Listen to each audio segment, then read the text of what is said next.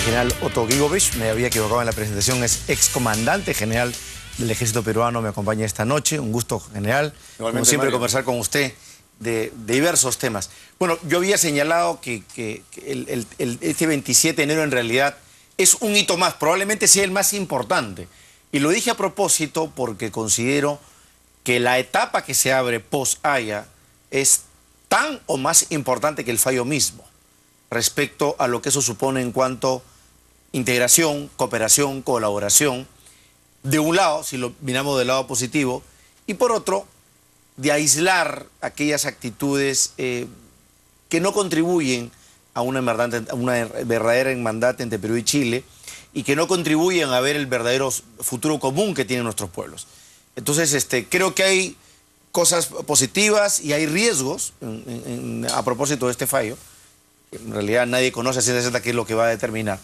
Pero sí, creo que es clave decir que se trata de un hito, el hito más importante, pero creo que hay otras etapas que tienen que desplegarse a futuro. No sé qué piensa. Sin duda, Mario, yo creo que, bueno, primero que nada, no hay plazo que no se cumpla, ¿no? Así es.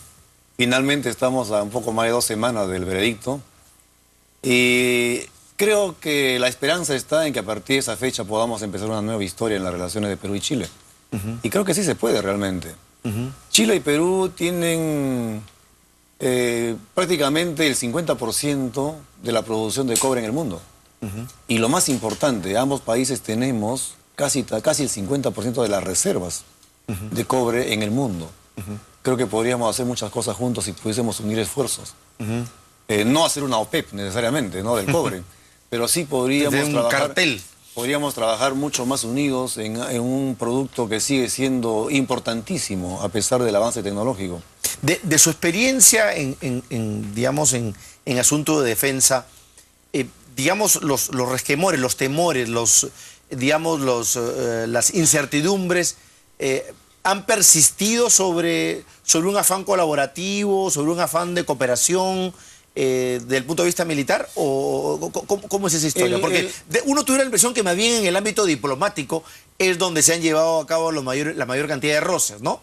Pero no sé si en otras áreas, como el rubro militar. Desde que las más altas autoridades de la política de Perú y Chile declararon firmemente su convicción de acatar el fallo, en la medida que se acató también la jurisprudencia de la Haya, creo que todo ha venido a contribuir a una mayor distensión.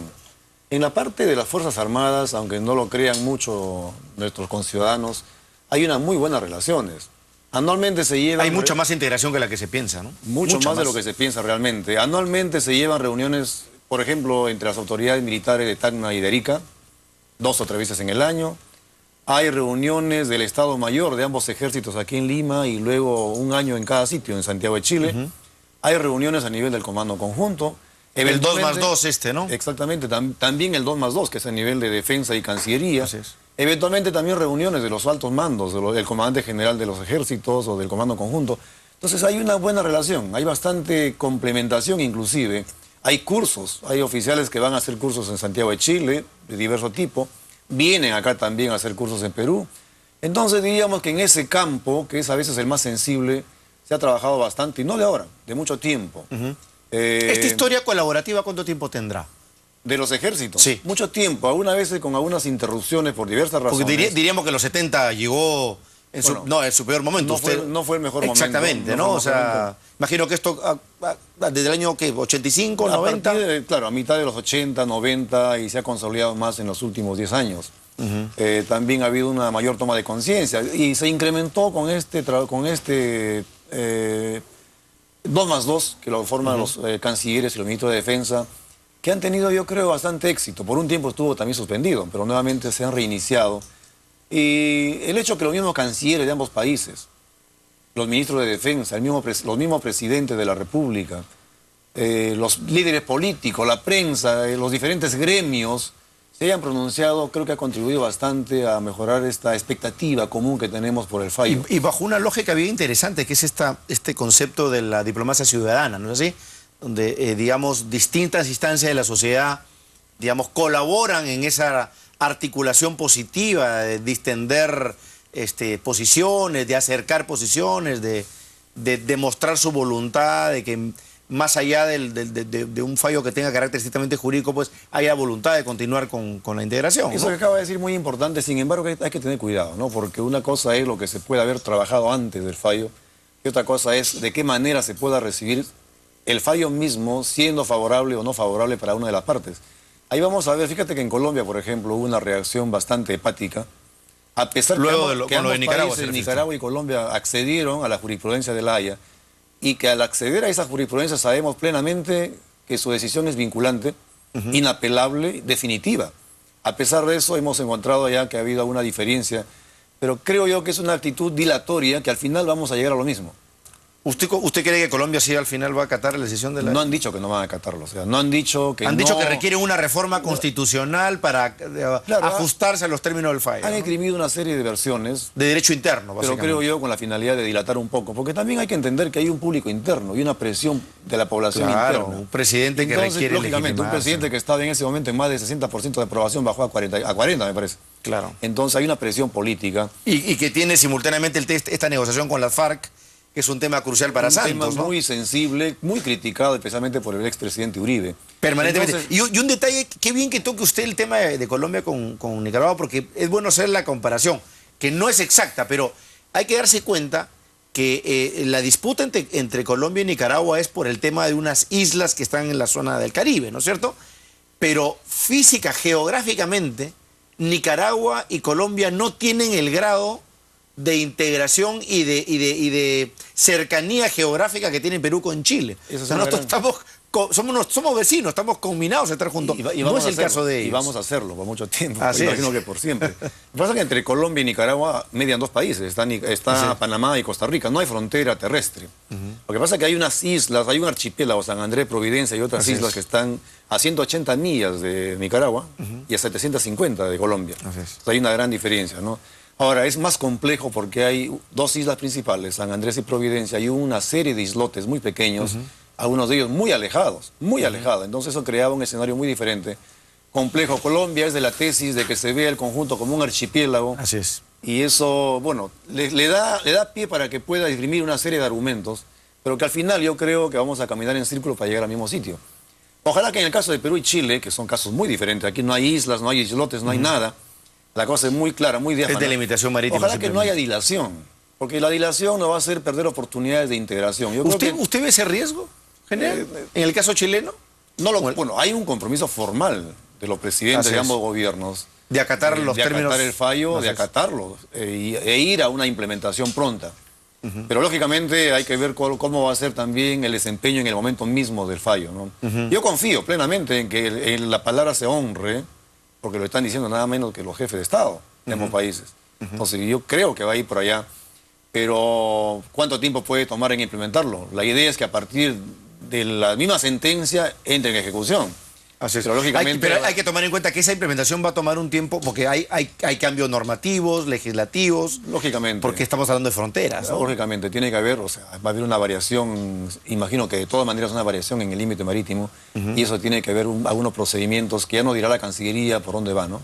Y que es todo un esquema. Ahora, la pregunta del millón, en el Perú, ¿estamos construyendo hoy día un clima propicio? Eso es lo lamentable. Para que este fallo nos tome unidos, nos tome cohesionados. Por más que se diga permanentemente sí, ¿no? Pero yo honestamente no sé, que usted y lo digo como un lector de periódicos diarios, yo no veo que eso esté sucediendo, ¿no? Ayer el presidente Piñera se reunió con la presidenta elegida, Bachelet. Tengo entendido que mañana me parece que se reúne con los expresidentes. Bueno, toda una situación envidiable, ¿no? Aquí lamentablemente ha habido mucha fricción. Yo creo que al final del día la integración nacional, cuando se trata de intereses de Estado, prima por sobre cualquier problema. Pero digamos, es mejor si se construye esa cohesión. Poco que regañadientes, a partir de los líderes políticos. Los líderes políticos son los que tienen la voz cantante en sus comunidades. Y ellos no pueden faltar en esto, ¿no? Tienen que trabajarse con ellos. Inclusive hubo iniciativas de los propios líderes políticos para hacer reuniones y buscar la integración y salvar diferencias. Y paradojas de la vida, quien hoy es presidente del Perú es un militar. Un representante del ejército peruano. Un militar en retiro, pero es un político principalmente. Pero yo creo que estamos a tiempo. Estamos a tiempo de que se eliminen algunas diferencias y que se entienda que primero está el Perú, primero está el país, y se requiere una sólida posición común, un entendimiento común de todos los peruanos de qué es lo que tenemos que hacer a partir del fallo en adelante. Lo peor que podría pasar es que el gobierno, con los desatinos que viene cometiendo en algunos rubros, no en todos, pero sí varios desatinos, termine por borrar con el codo lo que escribió con la mano. Es decir, yo el viernes 27 aquí tenía a Jorge del Castillo saludando la foto del Premier con todos los representantes de los partidos políticos, suscribieron un acta, digamos, en pos de la unidad del Perú. Pasaron las horas, pues salieron las declaraciones del presidente y como que esa reunión nuevamente pasó desapercibida cuando deberíamos en este momento estar discutiendo cómo se implementa esto, qué clima creamos internamente para estar más cohesionados. Desde la Cancillería han trabajado bastante con los gremios, con diversos gremios para difundir la idea central del tema, para que se entienda, para que tengamos una visión bastante compartida a nivel de la población. Pero falta ese toque de liderazgo político para que nos integre más, ¿no? Yo creo que estamos bien, pero debemos estar mucho mejor. Lo que se viene es crucial. Lo que se viene no es un sencillo. Es una cosa muy importante para el país y sobre todo a partir de ahí poder marcar un punto de partida de integración. Y si no estamos integrados internamente, va a ser más difícil poder tratar de integrarnos con otro país. General, la formación que el día de hoy reciben los militares, los hombres del ejército peruano, que es su rama, que es la que usted conoce, y no solamente en la Escuela Militar de Chorrillos, sino el nivel de especialización, la capacitación que recibe el día de hoy un oficial del ejército peruano, ¿usted cree que ha evolucionado positivamente en relación a años anteriores? Se lo digo porque, digamos, las complejidades de la realidad nacional en distintos rubros, como pueden ser no solamente la defensa externa, la seguridad interna, los nuevos retos para la seguridad, como son la criminalidad, el narcotráfico, requieren y por supuesto de la historia política del Perú, o sea, de conocer las cosas, ¿no es cierto?, conocer la historia del Perú, requieren de oficiales y de líderes en el ejército peruano, quizás con un conocimiento bastante más elaborado, bastante más sofisticado que el que se requería años atrás. ¿Usted cree que se está dando esa formación, están accediendo a esa formación adecuada para afrontar retos como el de la Haya, por ejemplo?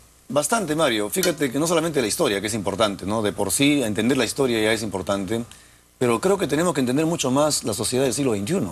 Así es. ¿Qué tipo de sociedad es la que estamos viviendo? ¿De qué tipo de sociedad somos parte? Entonces vemos que se requieren oficiales que tengan una capacidad adaptativa mucho más que en antaño, ¿no? Antes había mucha estabilidad, no había los cambios que hay hoy día. Entonces la formación del oficial era mucho más estable también. Desde mi época empezamos una reforma educativa en el ejército, justamente pensando en el futuro. Bastante, no solamente en los métodos de enseñanza, sino también el contenido. Justamente en ese orden, de entender el contexto. Hoy día todo tiene que contextualizarse. No se puede vivir de manera aislada sin entender qué está pasando en el mundo. Lo que pasa en la China, lo que pasa en Corea del Sur, lo que Corea del Norte o pasa en Irak, tiene impacto en América, tiene impacto en el país o tiene impacto en los países vecinos. Lo que pasa en la economía, hay que entenderla. ¿Cuál es la dinámica mundial? Por eso digo, es importante entender la sociedad del siglo XXI. Una sociedad más integrada, una sociedad que tiene mucho más información, pero al mismo tiempo busca más información. Una sociedad que busca más seguridad. El mundo es muy incierto, pero por cambia supuesto, todos los días. Totalmente varía, y más con el tema de las nuevas herramientas de las comunicaciones. Pero en ese nuevo contexto de oficiales ya voy a hablar en general de las tres armas y de la Policía Nacional, en ese contexto tan complejo, ¿cree usted que hay un nuevo rol para las Fuerzas Armadas en el Perú? Hay que ir buscándolos. Hay que ir entendiendo que los roles no pueden ser siempre los mismos. Ahí teníamos mucha diferencia con algunos generales, me acuerdo yo, porque sí requerimos... Digo, para hablar, digamos, artesanalmente, los militares han sido preparados para la guerra, digamos, para hablarlo directa y específicamente. El día de hoy, creo que además de ser preparados para la guerra, deben ser preparados para muchas cosas más. ¿Cuáles son esas otras cosas más, general? Hay muchísimas. Por ejemplo, yo creo que en el país hay muchísimas. Por ejemplo, nosotros tenemos en la zona de frontera lo que llamamos las unidades militares de asentamiento rural, que tenían en mi época 27 años y que ya habían cumplido su rol, algunas no habían cumplido su rol, pero que tenían que moverse. Pero seguíamos con los modelos mentales, esos modelos mentales que a veces nos hacen daño y que tenían que estar allá. Entonces a veces hay poca proactividad, hay poca flexibilidad para entender la necesidad del cambio.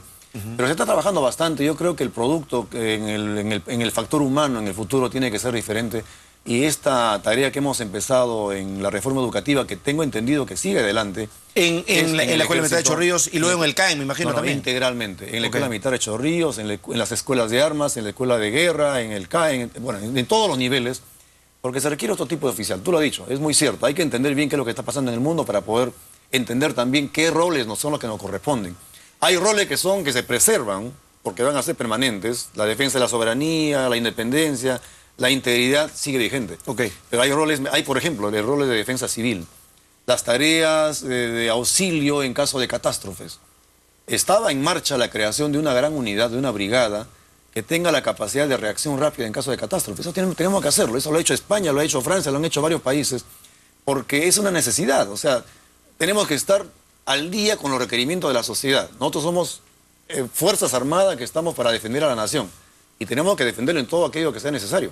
Si las catástrofes, como el caso de Pisco, demandaron que la Fuerza Armada en su conjunto esté presente junto a la policía, pues ahí tenemos una lección de la cual hay que aprender. Digamos, porque el concepto, además de seguridad, se ha ampliado muchísimo. O sea, es sumamente diverso y complejo. Es un paraguas muy grande. Ahí entra de todo, lo cual está todo. ¿No es cierto? Entonces, defensa nacional, defensa civil, seguridad ciudadana, todo está bajo eso, ¿no? Y lo otro elemento, también esa reflexión se la pedía porque normalmente siempre se habla del riesgo de vulnerar la institucionalidad de las Fuerzas Armadas, en el sentido de politizarlas, de manipularlas, de mal usarlas o no orientarlas adecuadamente. Y quizás, en este caso, los principales defensores de esa institucionalidad deberían ser sus oficiales. Sin duda. Y sus comandos. Si un oficial del ejército peruano no conoce su verdadero rol ante el Perú, su rol que le otorga la Constitución, las leyes, pues no va a saberlo defender ante el gobernante de turno, ante el político que pasa por ahí que con una prebenda, ¿no? Trata de corromperlo, orientarlo. Ahora veíamos justamente el testimonio de Leván Bello, ¿no? Lamentable testimonio sobre el tema de los diarios Chicha. Y uno se pone a pensar, oye, qué pena que oficiales de las armas del Perú hayan podido caer tan fácilmente a ese tipo de cosas y también siguen expuestos a la politización que puede darse en este o en otro gobierno, ¿no? Lo peor que le puede pasar a una Fuerza Armada y a una Policía Nacional es la politización. Eso es gravísimo, ese es un cáncer institucional para la Fuerza Armada y Policía Nacional. La Policía Nacional y la Fuerza Armada tienen que mantenerse lejos de la política. Ahí sí no hay distingos, ¿no? Yo no distingo, por ejemplo, que se hable de que el Moquegüazo sea un golpe de Estado bueno, o un levantamiento positivo políticamente. Y que luego el comandante Humala entonces llegue a ser presidente. ¿Por qué? Porque la parte política lo entendió y le dieron la libertad del caso, fue a Francia, fue a Corea. Yo no estoy de acuerdo con eso. O sea, no hay la posibilidad de que pensemos que hay golpe de Estado bueno o golpe de Estado malo. Cualquier tipo de levantamiento tiene que ser sancionado severamente y la Fuerza Armada y Policía Nacional tiene que estar lejos de la política, que es la mejor forma de preservar la institucionalidad, y para eso tienen que darle las herramientas necesarias para que puedan cumplir su misión bien y no estén dependiendo políticamente o buscando políticamente el apoyo político. La prebenda del momento. Hay que distinguirlo claramente y hay que zanjar muy transparentemente.